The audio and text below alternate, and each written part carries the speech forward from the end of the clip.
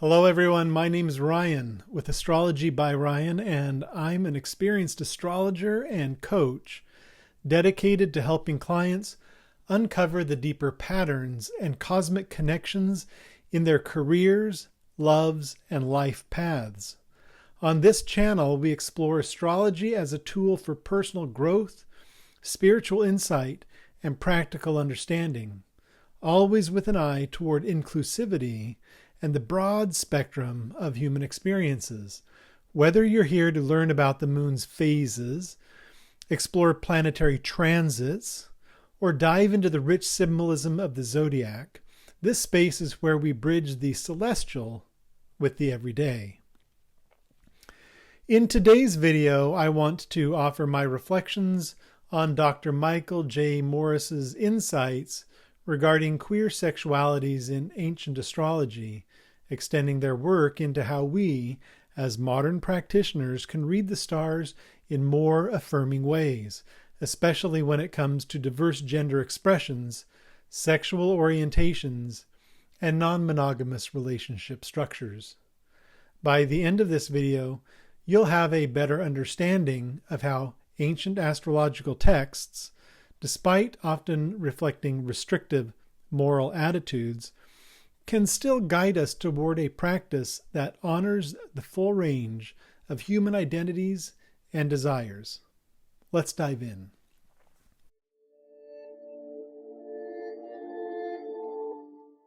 In a recent lecture at the Astrological Association's 56th annual conference, Dr. Michael J. Morris delivered a presentation titled Queer Sexualities in Ancient Astrology.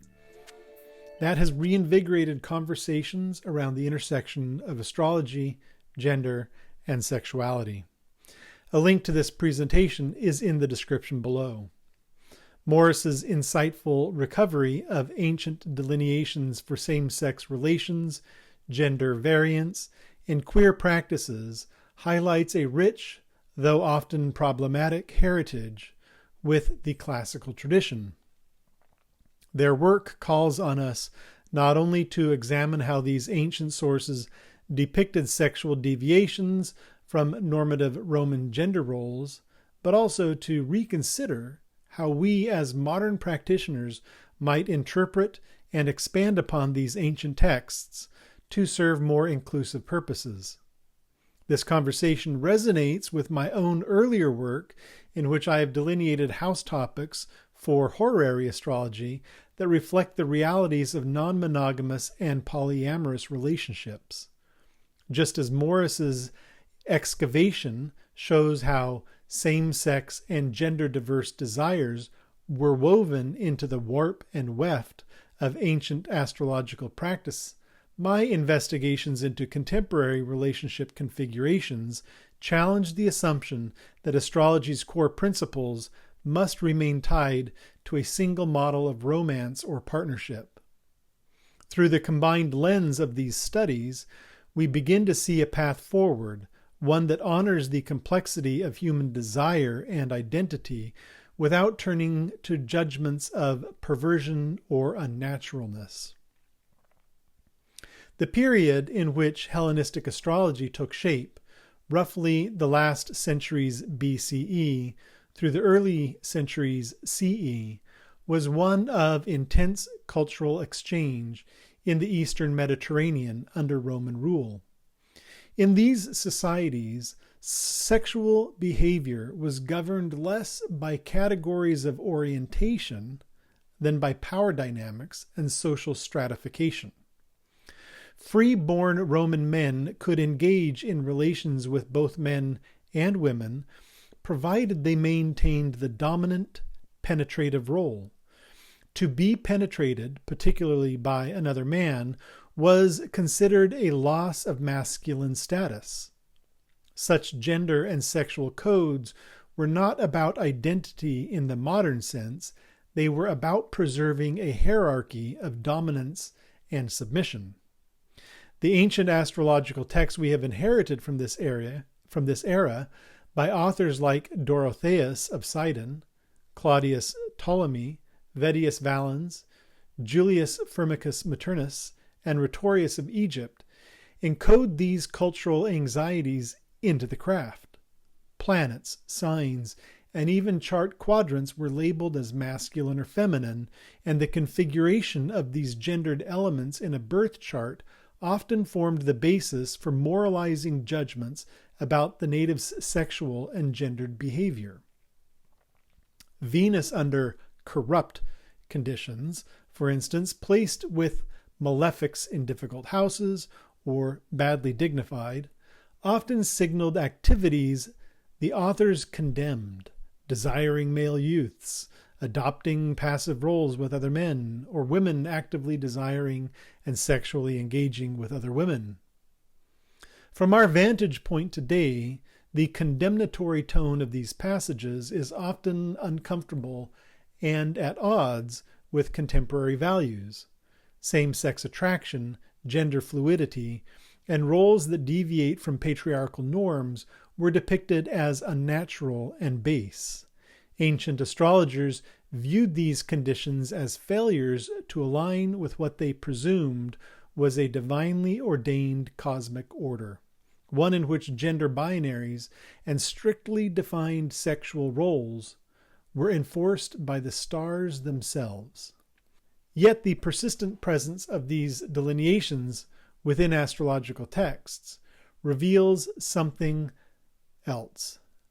Non-normative sexualities and gender expressions were always there. They were not modern inventions, but part of the social fabric. Astrology's authors, although disapproving and anxious, still recorded these variations, offering us a glimpse into lives that defied the constraints of their era. In doing so, they provided us with a symbolic language, however fraught, through which we can imagine a more expansive set of possibilities. Today's astrologers stand at a crossroads.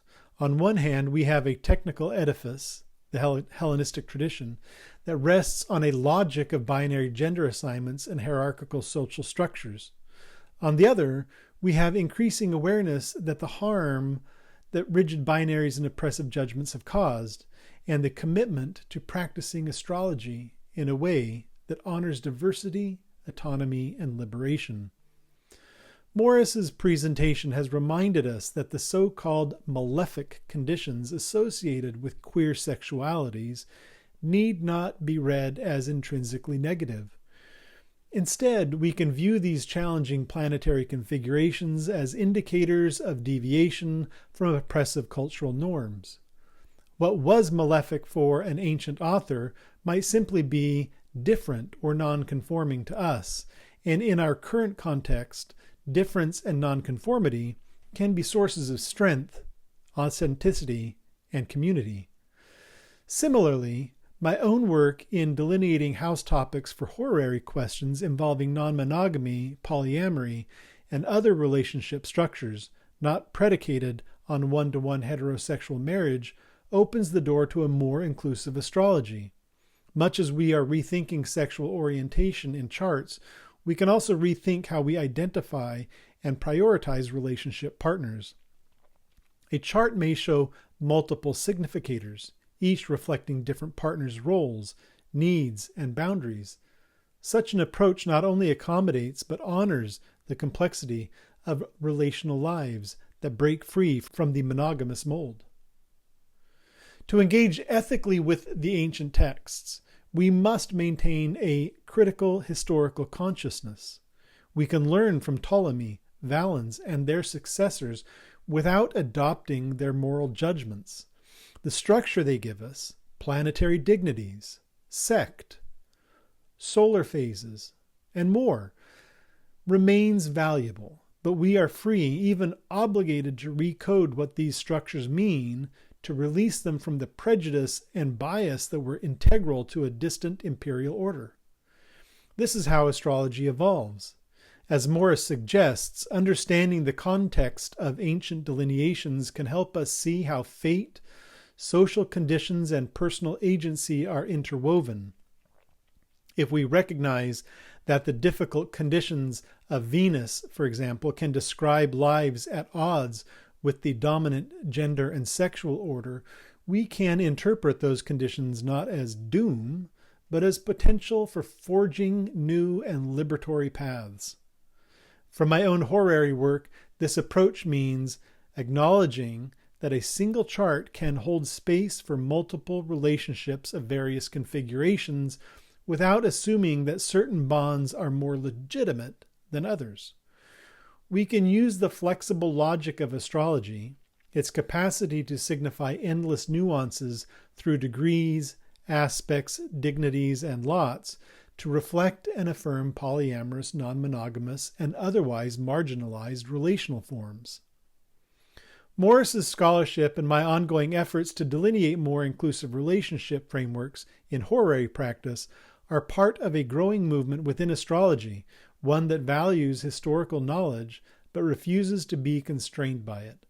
We can learn from the prejudices and fears of ancient societies without replicating them. By rewriting our engagement with traditional astrology, we reclaim the heavens as a space of possibility rather than a tool for perpetuating patriarchal, heteronormative norms. Astrology can become an instrument for reflecting and honoring the full spectrum of human experience, gender diverse, queer, non-monogamous, polyamorous, and beyond. Such a paradigm not only enriches our practice, but ensures that astrology remains a living tradition, one capable of speaking meaningfully to all who look to the sky for guidance, affirmation, and inspiration. I hope you've enjoyed today's video. If so, please like this video, subscribe to the channel for more updates. You can find a link to subscribing to my mailing list to receive updates in the future in the description below. Looking forward to connecting with you all again next time. Until then, keep your eye on the sky and make a wish upon a star.